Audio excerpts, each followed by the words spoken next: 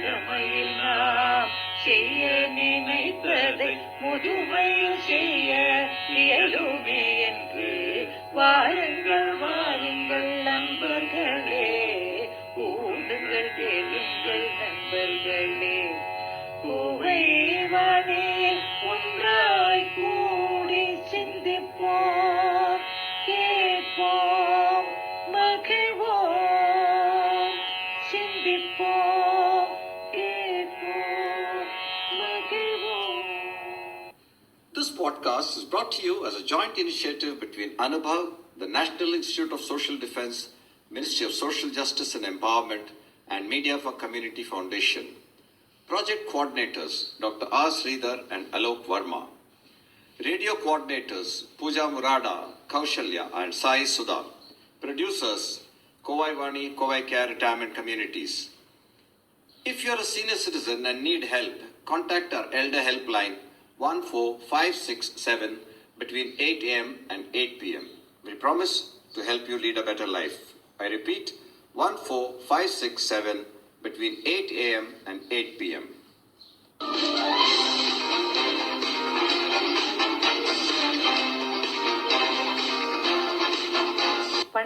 வணக்கம் நேயர்களே. இன்று நாம் அஜிதா வீரபாண்டியனை பேட்டி காண உள்ளோம். திருமதி அஜிதா இயற்கை வழி வீட்டுத் தோட்டம் என்ற குழுவின் முக்கிய உறுப்பினர் ஆவார். இயற்கை வழியில் விவசாயம், மாடி தோட்டம் வைப்பதற்கான பயிற்சி வாட்ஸ்அப் மற்றும் நேரடியாகவும் அளித்திருக்கிறார். இந்த குழுவின் அங்கத்தினர் பாரம்பரிய விதைகள் ஒருவருக்கொருவர் பகிர்ந்து கொள்கிறார்கள். விளைவித்த காய்களை ஆரோக்கியமாக சமைக்கும் விதிமுறைகளையும் யூடியூப் மூலம் அறிவித்துள்ளார்கள். இவர்களுடைய குழு 34 வகையான வெண்டை, 5 வகை பிரண்டை, 75 கத்தரி, 23 அவரை, 26 தக்காளி, 21 மிளகாய், 10 வகை பீர்க்கங்காய், 40க்கு மேற்பட்ட சுரைக்காய், 9 பரங்கிக்காய், 4 பூசணிக்காய், 23 கிழங்கு, 12 பாகல், 3 ரக பருத்தி, 3 ரக கொத்தவரை, 5 புடலங்காய், 2 தர்பூசணி, 4 வெள்ளரிக்காய், 6 சோளம், 24 கீரை போன்ற பல்வேறு விதைகள் இவர்கள் குழுவிடம் கிடைக்கும். நேயர்கள் எந்த மூலிகையையும் உட்கொள்வதற்கு முன் மருத்துவரின் ஆலோசனையை நாடிய பின்னரே பயன்படுத்தும்படி கேட்டுக்கொள்கிறோம்.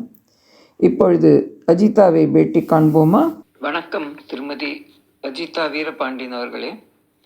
கோவை வாணியின் சார்பாக உங்களை பேட்டி காண்பதில் மிக்க மகிழ்ச்சி அடைகிறேன். நீங்கள் மூலிகையை பற்றிய ஆய்வில் நிபுணராக இருக்கிறீர்கள். உங்களுக்கு மூலிகைகளில் ஈடுபாடு எப்போது, எப்படி வந்தது? வணக்கங்க. இந்த வாய்ப்பு கொடுத்த உங்களுக்கும் கோவை வானொலி நிலையத்திற்கும் என்னோட நன்றிகள். மூலிகை ஈடுபாடு எப்படி வந்ததுன்னா, குழந்தை பிறந்ததுமே வந்துருச்சு அப்படின்னு சொல்லாங்க. நான் பிறந்தது கிராமம், அதே மாதிரி திருமணமாகி போனதும் அதே கிராமம் தான், விருதுநகர் மாவட்டத்தில் அயன் ரெட்டியாபட்டி என்ற கிராமம். என்னோட குழந்தை பிறந்து அதை வளர்க்கும் போதே மெல்ல மெல்ல அந்த ஈடுபாடு வந்துருச்சுன்னு சொல்லலாம். நாங்கள் ஊரில் வந்து குழந்தை ராத்திரிக்கு திடீர்னு அழுவாங்க. அழும்போது பக்கத்தில் இருக்க பாட்டி, பெரியம்மா எல்லாரும் வந்துடுவாங்க. வந்துட்டு அவன் எப்படி அழுகிறான் அதை வச்சே அவங்க என்ன கொடுக்கலாம், என்ன அந்த அந்த குழந்தைக்கு என்ன கொடுக்கலாம் அப்படின்னு சொல்லிட்டு அவங்க முடிவு பண்ணிடுவாங்க. நல்ல அவங்க ஒரு வெத்தலை எடுப்பாங்க, அந்த அழுகையை பார்த்து ஒரு வெத்தலை எடுப்பாங்க, அதில் ஒரு கல் உப்பு வச்சு அப்படியே கசக்கி அந்த சங்கில் பிழிஞ்சிட்டு அதில் கொஞ்சம் தாய்ப்பாலையும் கலந்துட்டு கொடுப்பாங்க. கொடுத்த உடனே கொஞ்சம் நேரத்தில் மனம் கலைஞ்சிரும். மனம் கலைஞ்சினா ரொம்ப ஃப்ரீ ஆயிடுவாங்க குழந்தை, அப்படியே தூங்கிடுவாங்க. இது நான் ஆச்சரியப்பட்ட விஷயங்கள் இது ஒன்று. பொதுவான மூலிகைகளை பயன்படுத்துவதன் மூலம் நாம் எவ்வாறு பயனடையலாம் என்பதை விளக்கி கூற முடியுமா? எல்லா மூலிகையும் தனித்தனிமையாக வந்தது தான். இதில் 2 வகை இருக்குது. ஒன்று வெளிப்பூச்சிக்கு நம்ம உபயோகிக்கிறது, அப்புறம் உணவாக எடுத்துக்கிறது. இதில் உணவாக எடுக்கும்போது நம்மளுக்கு பழக்கப்பட்ட மூலிகையாக இருந்தால் நம்ம எடுத்துக்கலாம், எப்படி வேணால் எடுத்துக்கலாம். ஆனால் பழக்கப்படாத ஒரு மூலிகையை புதுசாக நம்ம எடுக்கிறோன்னா கண்டிப்பாக மூலிகை பற்றி தெரிஞ்சவங்ககிட்ட கேட்டுட்டு, அல்லது வீட்டில் பெரியவங்க பாட்டிங்க இவங்களாம் இருந்தாங்கன்னா கேட்டுட்டு அவங்களோட ஆலோசனை கேட்டு எடுக்கிறது ரொம்ப நல்லது. நம்மை சுற்றி நாம் காணக்கூடிய பயனுள்ள மூலிகைகள் எவை? நம்ம சுற்றி இருக்கிற ஒவ்வொரு செடியும் மூலிகை தான்.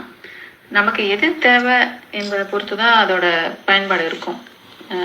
குறிப்பாக பெரியவங்க சொல்லுவாங்க, மக்களுக்கு வந்து என்ன நோய் வரப்போகுது அப்படின்னு தெரிஞ்சுட்டு இந்த பிரபஞ்சம் வந்து அவங்கள சுற்றியே, அதாவது பக்கத்துலேயே வந்து அந்த மூலிகை செடியில வளர செய்யும் அப்படின்னு சொல்லுவாங்க. அதாவது இப்போ மழை காலத்தில் வந்து குப்பைமேனி வந்து அதிகமாக வளரும். நம்ம அந்த மழை காலத்தில் வர சளி, அந்த மாதிரி சளி தொழில்களான பிரச்சனைகளுக்கெல்லாம் அந்த குப்பைமேனியை விட சிறந்த மருந்து இல்லவே இல்லைங்க. இது மாதிரி நம்ம வந்து ஒவ்வொன்றும் வந்து நம்ம சுற்றி பார்த்தாலே வந்து என்ன மூலிகை நம்மளுக்கு தேவை அப்படிங்கிறத வந்து நம்ம கண்டுபிடிச்சிடலாம். எந்த மூலிகைகள் இருமல் மற்றும் சளியை குணப்படுத்தும்? அவற்றை எவ்வாறு உட்கொள்ள வேண்டும்? இருமல் மற்றும் சளியை வந்து நம்ம சுற்றி இருக்கிற மூலிகை வச்சே நம்ம ரொம்ப லேசாக வந்து அதை சரி செய்யலாம். அதில் ஒன்றா சொல்கிறேன். அதில் வந்து முதல் வகை வந்து இஞ்சி. நம்மக்கிட்ட இருக்கிற அதை ஒரு துண்டு இஞ்சியை வந்து நல்லா தோல் எடுத்துட்டு நல்லா சாறு எடுத்து அதை நல்லா கொதிக்க வச்சுருங்க. 1 டம்ளர் தண்ணி ஊற்றி 2 டம்ளர் தண்ணி வச்சு கொதிக்க வச்சுட்டு அப்படியே ஆற விட்டுருங்க. ஆறுனதுக்கப்புறம் அதில் வந்து வெண்மையாக கீழே படியும். அதை அதை அதை அதை அதை விட்டுட்டு அந்த தண்ணியை மட்டும் எடுத்து திரும்ப லேசாக சூடு பண்ணி அதில் வந்து 1 ஸ்பூன் தேனோ அல்லது நாட்டு சர்க்கரையோ கலந்து குடிச்சிட்டா இருமலோ சளியோ இருந்தால் சரியாகும். இன்னொரு முறை, 2வது முறை ஒன்று, குப்பைமேனி இலையை வச்சு கூட்டு செஞ்சு சாப்பிட்லாம். இப்போ இஞ்சி இல்லை வீட்டில் அப்படின்னா நம்ம குப்பைமேனி கிடைக்கிது, நம்ம சுற்றி நம்ம பக்கத்தில் குப்பைமேனி இலை இருக்குது அப்படின்னா குப்பைமேனியை வந்து நம்ம வந்து ஒரு கூட்டு மாதிரி வச்சு செஞ்சாலும் சளியும் வயிற்றில் இருக்க கழிவுகளும் சேர்ந்து சரியாகும். அதாவது சளியாக மூக்கில் வடியாமல் மலம் வழியாக வந்து சளி வெளியேறிடும். அதை கூட்டு எப்படி வைக்கணும்னா, சின்ன வெங்காயம் வந்து 1 கைப்பிடி எடுத்துக்கிட்டு 1 கைப்பிடி குப்பைமேனி கீரை வெறும் இலை மட்டும், அந்த செடியில் ஒரு இலை மட்டும் எடுத்துக்கணும். இலையை மட்டும் சுத்தம் செய்து எடுத்துக்கிட்டு 1 கைப்பிடி சின்ன வெங்காயம் எடுத்துக்கிட்டு அதில் வந்து சின்ன சீரகம் கொஞ்சம் போட்டு நல்லா வதக்கி 1 ஸ்பூன் எண்ணெய் ஊற்றி, தேங்காய் எண்ணெய் 1 ஸ்பூன் தேங்காய் எண்ணெய் ஊற்றி 1 கைப்பிடி குப்பைமேனி இலையும் 1 கைப்பிடி சின்ன வெங்காயம் பொடியை நறுக்குனதும் 1 சிட்டியை சீரகம் போட்டு நல்லா வதக்கிட்டு அதை அப்படியே சாப்பிட்றலாம். எந்த வித கசப்பும் இருக்காது, நல்லா சுவையாகவும் இருக்கும். இது வந்து சாப்பிட்டிங்கன்னா காலையில் ஒரு 10-11 மணிக்கு கூட சாப்பிட்டுக்கலாம். சாப்பிட்டிங்கன்னா அது வந்து அன்றைக்கி முழுக்க வயிறு வந்து நல்லா சுத்தமாயிரும், சளி வந்து மலை வழியாக வெளியேறிடும்.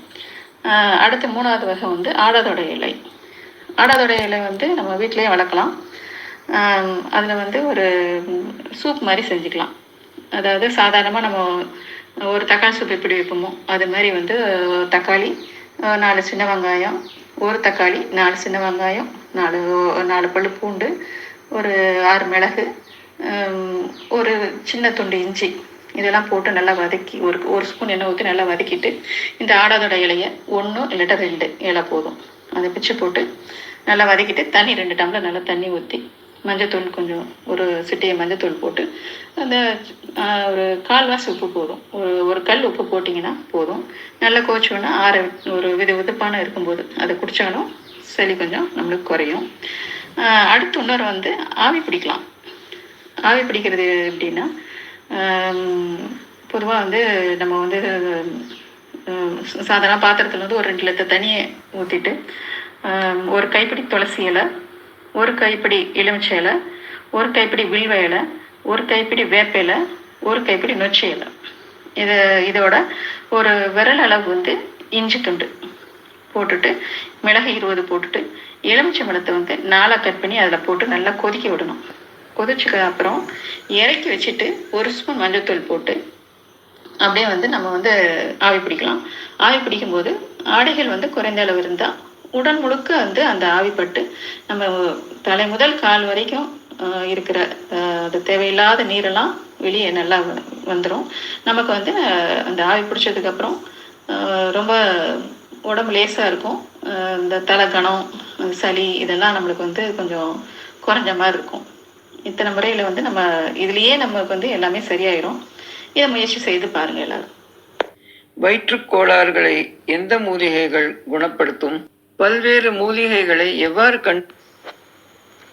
வயிற்றுக்கோளாறுக்கு வந்து நிறைய மூலிகைகள் இருக்குது. ரெண்டாவது வயிற்று கோளாறுன்றது வந்து நிறைய வகை இருக்குது. வயிற்று வலின்னு சொன்னாலே நிறைய ஒவ்வொன்றும் ஒவ்வொரு வித்தியாசமாக இருக்கும். சாதாரண வயிற்று வலிக்கு வந்து நம்ம வெற்றிலையே போதும். நம்ம வெற்றிலை எப்படி சாப்பிட்ணும்னா, வெற்றிலை வந்து நம்ம வந்து ஒரு கோன் மாதிரி, அதாவது மருதாணி வைக்கிறதுக்கு ஒரு கோன் இருக்கும் இல்லையா, அது மாதிரி சுருட்டிட்டு அதில் வந்து ஒரு 6 மிளகை வச்சு அதில் அரை பங்கு, அந்த கோனில் வந்து அரை பங்கு தேன் ஊற்றி அதை அப்படியே வாயில் வச்சு மென்று கொஞ்சம் கொஞ்சமாக அதோட சாறை வந்து மெழுங்கி நம்ம சாப்பிட்டோம்னா நம்மளுக்கு வந்து ஜீரண சக்தி வந்து, அந்த உமிழ்நீர் நிறைய நம்மளுக்கு சுரந்து அது உள்ளே போகிறதுனால அந்த உமிழ்நீர் உள்ளே போய் நம்ம ஜீரண சக்தியை வந்து கூட்டும். அதனால் வந்து சாதாரண வயிற்று வலி இதுலேயே சரியாயிடும். இப்போ அடுத்து வந்து இப்போ குடல் புண்ணு சொல்லுவாங்க, அல்சர் இது மாதிரி இருக்கிறவங்களுக்கு வந்து வயிற்று வலி வந்து அதுக்கு என்ன சாப்பிட்லான்னா, மணத்தக்காளி கீரை, அதாவது மிளகு தக்காளின்னு சொல்லுவாங்க, மணத்தக்காளின்னு சொல்லுவாங்க. அதில் வந்து தினமும் ஒரு 10 இலை, நம்ம வீட்டில் ஒரு தொட்டியில் 2 தொட்டியில் வச்சா கூட போதும், ஒரு 10 இலை எடுத்து தினமும் மென்று சாப்பிட்லாம். இல்லை கொஞ்சம் நமக்கு ஒரு 10 இலைக்கு கொஞ்சம் ஒரு 2-3 இலை கொஞ்சம் கூட இருக்குது அப்படின்னு சொன்னோம்னா, அந்த இலைக்கு அந்த இலை ஒரு 10-15 இலை எடுத்துக்கிட்டு அதில் வந்து ஒரு சின்ன துண்டு தேங்காய் சில் எடுத்து மிக்சியில் அரைச்சி வடிகட்டி நம்ம வந்து அதை குடிச்சிக்கலாம். அதாவது முறை வந்து நம்ம வந்து ஒரு மூலிகை சாறு எடுக்கும்போது ஒரு சங்களவு எடுத்து குடிச்சிட்டு அது சேர்த்தான்னு பார்த்துட்டு அதுக்கப்புறம் ஒரு 50 ml வரைக்கும் அதை வந்து நம்ம எடுத்துக்கலாம்.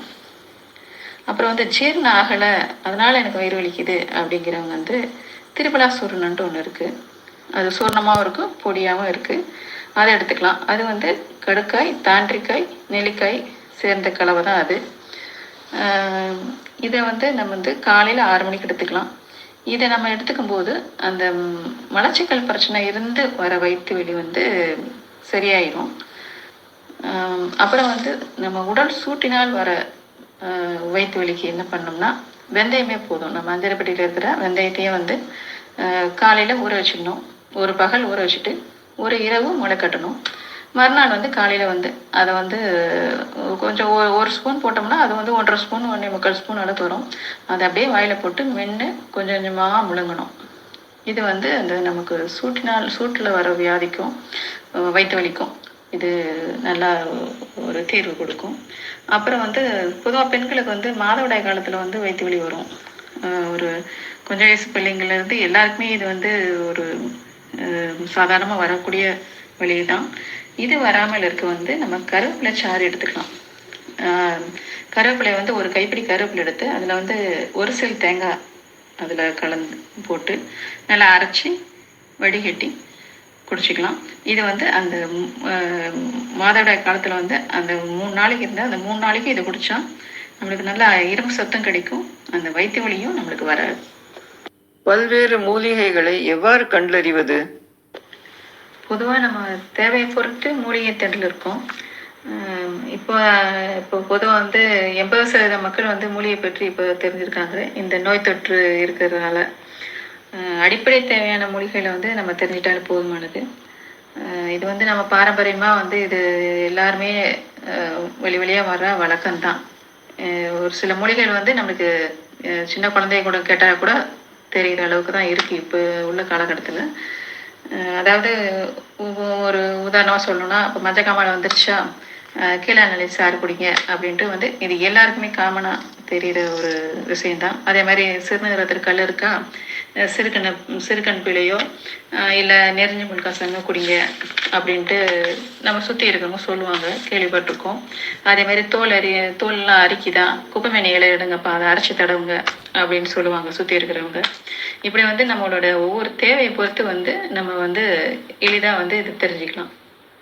தீங்கு விளைவிக்கும் மற்றும் பயனுள்ள மூலிகைகளை எவ்வாறு வேறுபடுத்த முடியும்? நம்ம சுற்றி இருக்கிற ஒவ்வொரு செடியும் மூலிகை தான். நமக்கு எது தேவை என்பதை பொறுத்து தான் அதோட பயன்பாடு இருக்கும். குறிப்பாக பெரியவங்க சொல்லுவாங்க, மக்களுக்கு வந்து என்ன நோய் வரப்போகுது அப்படின்னு தெரிஞ்சுட்டு இந்த பிரபஞ்சம் வந்து அவங்கள சுற்றியே, அதாவது பக்கத்துலேயே வந்து அந்த மூலிகை செடிகளை வளர. பொதுவாக தீங்கு அளிக்கிற மூலிகைன்ட்டு ஒன்றும் கிடையாது. ஒவ்வொன்றும் வந்து ஒவ்வொரு தனித்தனிமையாக இருக்கும். ஒவ்வொன்றும் ஒரு ஒரு சுவையாக இருக்கும். அதாவது உணவாக எடுத்துக்க முடியாத ஒரு சில மூலிகைகள் வந்து வெளிப்பூச்சுக்கு நம்ம ஒரு தோல் வியாதிக்கோ இது மாதிரி பயன்படும். ஒரு புண்ணு இருந்தால் அதை ஆத்துறதுக்கோ பயன்படுத்திக்கலாம். அன்றாட வாழ்க்கையில் நம்முடைய வீட்டில் தொட்டிகளில் பராமரிக்கக்கூடிய மூலிகைகளை பற்றி சொல்ல முடியுமா? நம்ம வந்து வீட்டில் வந்து தொட்டியில் நம்ம மூலிகைகளை வளர்த்தோம்னா நம்ம அதை எப்படியாவது நம்ம உபயோகிச்சிடுவோம். அதாவது நம்ம வந்து இப்போ பொதுவாக எங்கள் வீட்டில் இருக்கிறது மூலிகைகள் சொல்கிறேன். கற்றாழை இருக்குது. கற்றாழை, ஆடாதோட பிரண்டை, மொத்தம் 3 வகை பிரண்டை இருக்குது. ஒன்று வந்து உருட்டு பிரண்டை, நாலு முக பிரண்டை, அப்புறம் வந்து இலை பிரண்டை, அப்புறம் வெள்ளை தூதுவளை, சித்தரத்தை, வசம்பு, பச்சை துளசி, கருந்துளசி, சங்குப்பூ, அரிசி திப்பிலி, உருண்டை திப்பிலி, ரணஹல்லி, பொன்னாங்கண்ணி, கரிசலாங்கண்ணி, மருதாணி, செம்பருத்தி, அவுரி, லெமன் கிராஸ், இத்தனை வகை மூலிகைகள் வச்சுருக்கேன். இதை வந்து ஆனால் நான் முழுசாக உபயோகிக்கிறேன். ஒரு சிலர் வந்து வச்சுருவாங்க, ஆனால் அதை உபயோகிக்க மாட்டாங்க.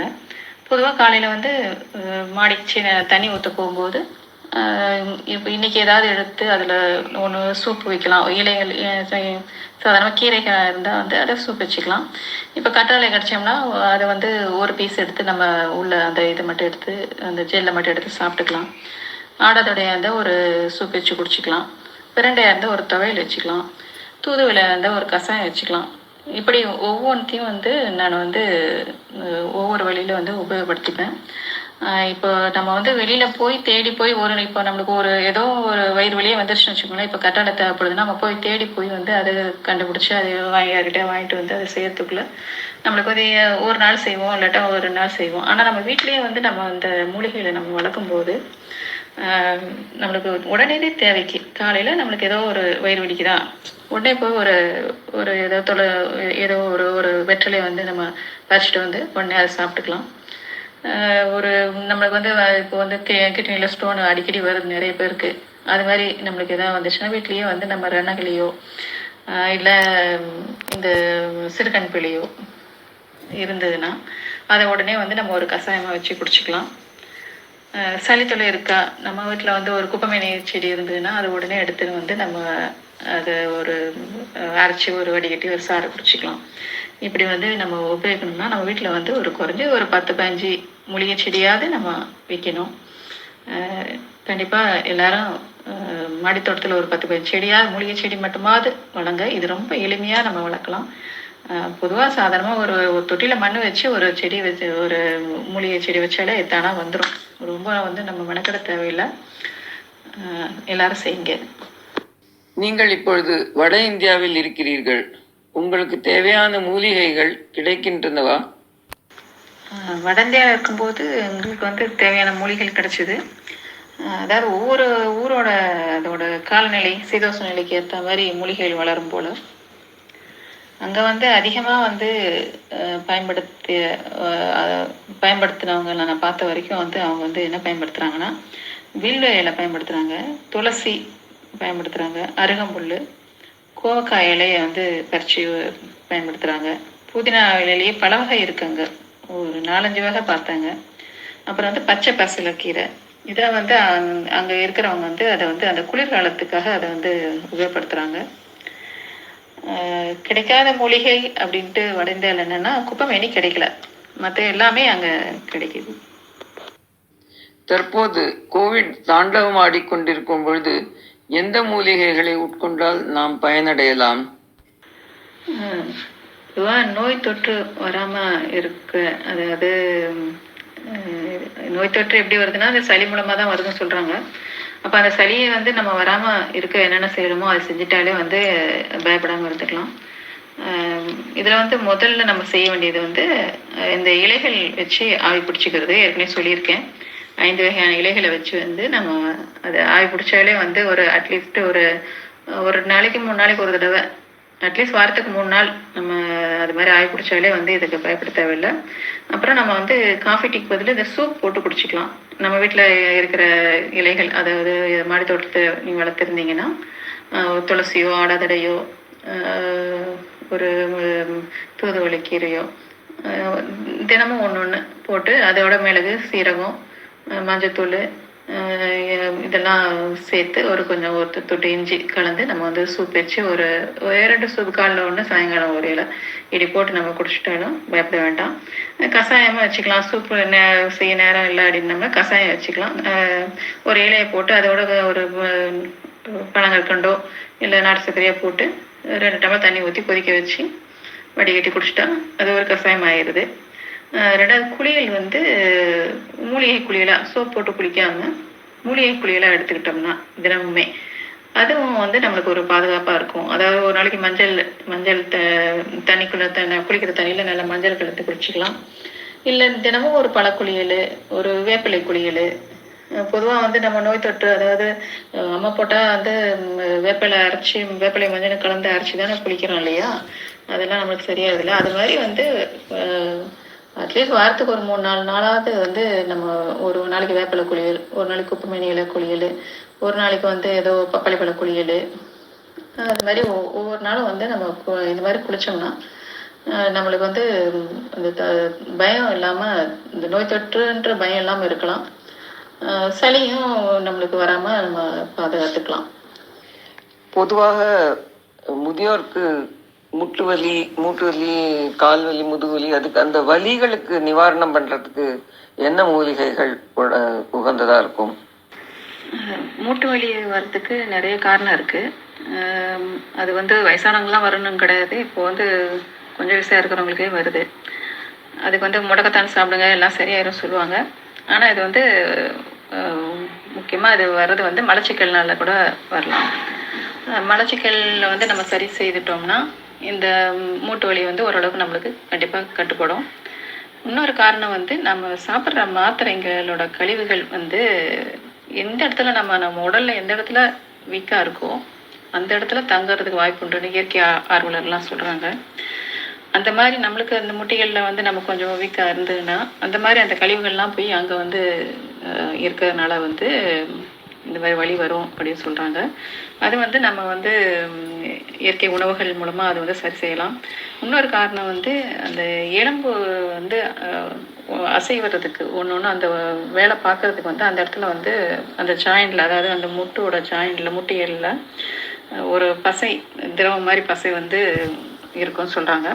அது வந்து அது வந்து வறண்ட போயிடுச்சுன்னா வலி வரும், அந்த நம்மளுக்கு மூட்டு வலி வருதுன்னு சொல்கிறாங்க.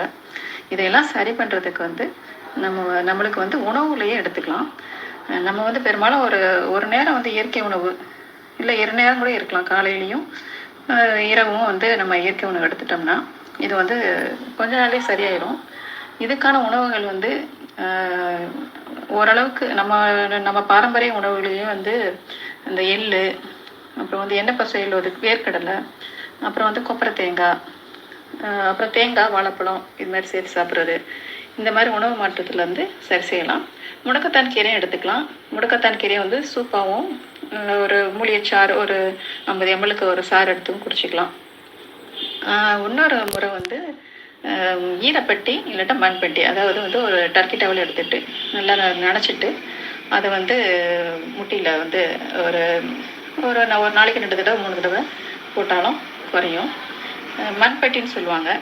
அதாவது புற்றுமண் கிடைக்கும், இல்லை நாட்டு மருந்து கல்லை கிடைக்கும். அதை எடுத்து நல்லா குழச்சி அந்த டர்க்கி டவலை வச்சு நல்லா ஒரு பேண்டேஜ் மாதிரி பண்ணி அதை வந்து அந்த முட்டியில் போட்டோம்னா கூட ஒரு சில நாளில் ஒரு 10 நாள் போட்டால் கூட அந்த வலி குறையறதுக்கு வாய்ப்பு இருக்குது. இன்னொரு மெத்தட் என்னென்னா, வாளியில் வந்து வெதுவெதுப்பான ஒரு தண்ணி வச்சுட்டு அதில் வந்து காலை கொஞ்சம் நேரம் வச்சு நம்ம எடுத்தால் கூட அது வந்து தொடர்ந்து ஒரு வாரத்துக்கு 3 நாள் அப்படி பண்ணால் கூட முட்டி வலியெல்லாம் சரியாகிறதுக்கு வாய்ப்பு இருக்குது. இதுக்கு முக்கியமான காரணம் மலச்சிக்கல். அது சரி செய்தால் நம்ம சரியாக போகும். அதுக்கு வந்து இயற்கை உணவுகள் 2 நேரம் அதாவது அந்த வலி சரியாகிற வரைக்குமாவது நம்ம வந்து 2 நேரம் வந்து காலை மாலை வந்து இயற்கை உணவு எடுத்துறது நல்லது. பொதுமக்களுக்கு உங்களுடைய என்ன மெசேஜ்? பொதுவாக எல்லாருக்கும் நான் சொல்லிக்கிறது என்னென்னா, நமக்கு நம்ம சுற்றி இருக்கிற சின்ன கொஞ்சம் இடம் இருந்தாலும், இல்லை மாடியில் இடம் இருந்தால் கூட கொஞ்சம் செடிகள் வச்சுக்கோங்க. உங்களுக்கு தேவையான ஒரு மூலிகை கிடைக்கிற மாதிரி செடி வச்சுக்கோங்க. அப்போ தான் வந்து நமக்கு வந்து அதை எடுத்து அது வளர வளர நம்ம எடுத்து உபயோகிக்கணும் அப்படின்னு தோணும். நம்ம வந்து நோயை வந்து அதாவது ஒரு லேசாக சளி பிடிச்ச உடனே மருத்துவமனைக்கு போகிறத விட நம்ம வீட்டில் ஒரு 4 செடி இருந்துச்சுன்னா அதை வச்சு நம்ம வந்து ஒரு ஃபர்ஸ்ட் எய்ட் மாதிரி, அதாவது ஒரு ஒரு அட்லீஸ்ட் ஒரு 1 நாள் 2 நாளாவது அந்த மருந்தை குடிச்சிட்டு அதுக்கப்புறமும் சரியாகலாம் நீங்கள் மருத்துவமனைக்கு போய்க்கலாம். அதனால வந்து நம்மளுக்கு வந்து அந்த மருந்து மாத்திரைகளை வந்து நம்மளுக்கு வந்து பக்க விளைவுகள் அதிகமாக இருக்கும். ஆனால் நம்ம ஊர் மூலிகைகளில் வந்து நம்ம உபயோகிக்கும் போது எந்த பாதிப்பும் இருக்காது. நம்ம வந்து ரெண்டாவது நம்ம வீட்லேயே வளர்க்கறதுனால தைரியமாக நம்ம வந்து அதை உபயோகிக்கலாம். இதை வந்து நாங்கள் வந்து ஒரு குழுவாக இணைஞ்சு, அதாவது இயற்கை வழி வீட்டு தோட்டம் அப்படின்ட்டு ஒரு குழுவாக இணைஞ்சு எல்லாரையும் ஒரு விழிப்புணர்வு ஏற்படுத்துகிற மாதிரி வாட்ஸ்அப்லேயே நாங்கள் செஞ்சிட்ருக்கோம். இந்த குழுவில் வந்து ஒரு 2000 பேர் இருக்காங்க. இவங்க வந்து எங்களுக்குள்ளே வந்து நாங்கள் வந்து மூலிகை செடிகளோ ஒரு பாரம்பரிய விதைகளை வந்து நாங்கள் ஒவ்வொருத்தரும் வந்து அதாவது இலவசமாக எந்த ஒரு கட்டணமும் இல்லாமல் பகிர்ந்துட்டுருக்கோம் இது வரைக்கும். இந்த இயற்கை வழி வீட்டு தோட்டத்தில் விளைஞ்ச காய்கறிகளை எப்படி உபயோகிக்கிறது அப்படின்னு சொல்லிட்டு இயற்கை உணவுக்குழு அதுவும் இருக்குது.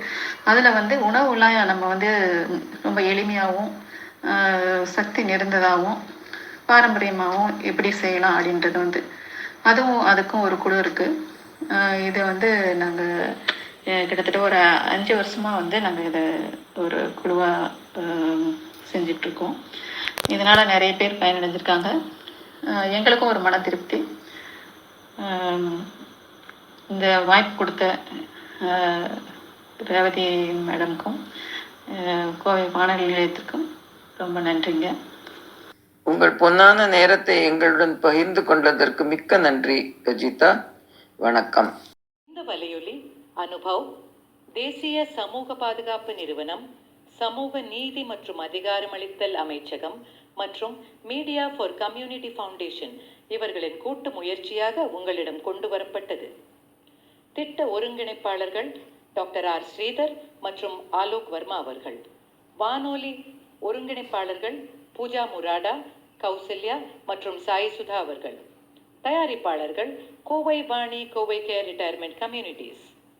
நீங்கள் ஒரு மூத்த குடிமகனாக இருந்து உதவி தேவைப்பட்டால் எங்கள் எல்டர்லைன் ஹெல்ப் லைனை தொலைபேசி எண் 145667 இல் தொடர்பு கொள்ளவும். காலை 8 மணி முதல் இரவு 8 மணி வரை ஒரு சிறந்த வாழ்க்கையை வாழ உங்களுக்கு உதவி செய்ய நாங்கள் உறுதி அளிக்கிறோம். மறுபடியும் கேளுங்கள். தொலைபேசி எண் 145667 காலை 8 மணி முதல் இரவு 8 மணி வரை. That's all for today, folks. Be safe. Fight COVID with 2 vaccinations. Wear a mask when you go out. Keep safe distance. Observe proper hygiene. We must win. We will win. Thank you.